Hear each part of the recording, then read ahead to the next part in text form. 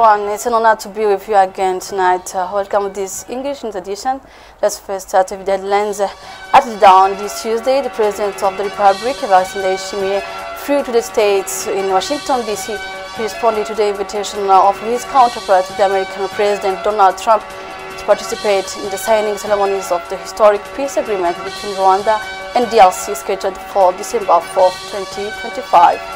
And the 65th General Assembly for the Inter-African Coffee Organization started this Tuesday at Bujumbura. The Minister of Trade, Hassan Kibeya, recalled that coffee remains an economic pillar for Africa.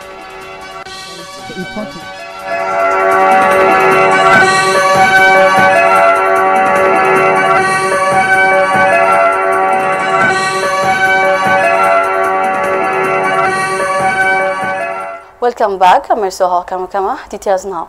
At dawn this Tuesday, the President of the Republic, Evariste Ndayishimiye, flew to the States in Washington, D.C. exactly. He responded to the invitation of his counterpart, the American President Donald Trump, to participate in the signing ceremonies of the historic peace agreement between Rwanda and the DRC scheduled for December 4, 2025.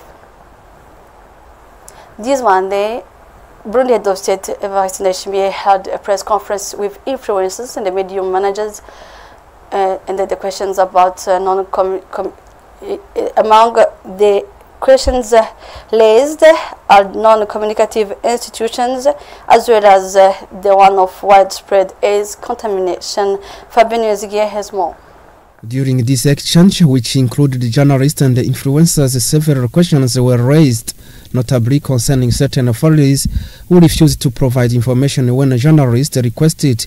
The President of the Republic, Evariste Ndayishimiye, addressed this issue, stating that when a journalist is unable to obtain information from a given authority, they should contact the Secretary General and the spokesperson for the government, who will then ask the authority why they refuse to communicate. According to the head of state, an authority that refuses to share information likely has something to hide.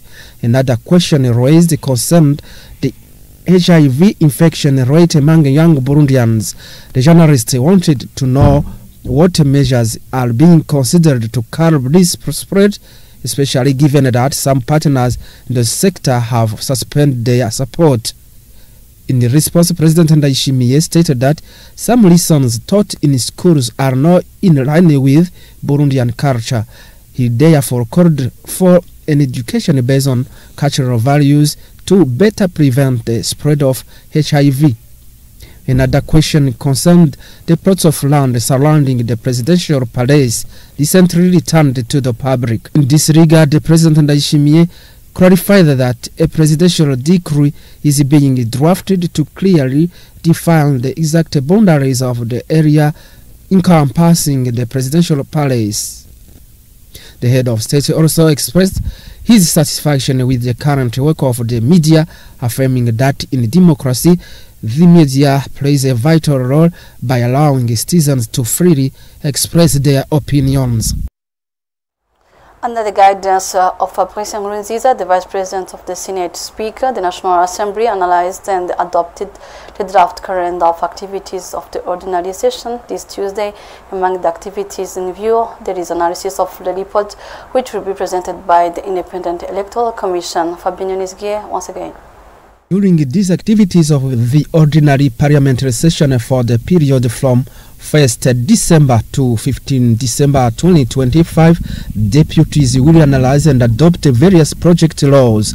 Among these activities figurate the presentation of by Electoral Commission report on the electoral process of 2025 in front of the Burundian Parliament gathered in Congress. The Vice President of the National Assembly, Honorable Fabrice Nkurunziza, indicated that during that session, deputies will also analyze the project laws related to the ratification by the Republic of Burundi for the Convention on the Elimination on Double Imposition on the Taxation on the revenue between Republic of Burundi and Morocco, the project law on the ratification on the cooperation accord in the energy sector between the government of Burundi and Morocco. Deputies will also participate in the 50th edition of the parliamentary competition in the East African Legislative Assembly in Kampala, Uganda from 5 December till 16, 2025, and are also scheduled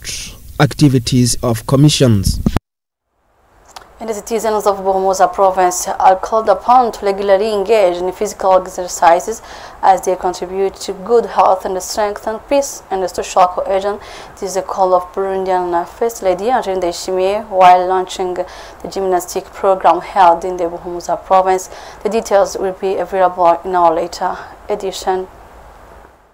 Actors working as well as religious are called upon to fight against money laundering and financing terrorism, a call made by Burundi Prime Minister Nestor Ntahontuye during a meeting to discuss strategies to fight against unjustified funds, what causes serious consequences on the country's economy, society, and security. And the 65th General Assembly for the Inter-African Coffee Organization started this Tuesday at Bujumbura. The Minister of Trade, Hassan Kibeya, recorded that coffee remains an economic pillar for Africa. Jean Ndayishimiye has more.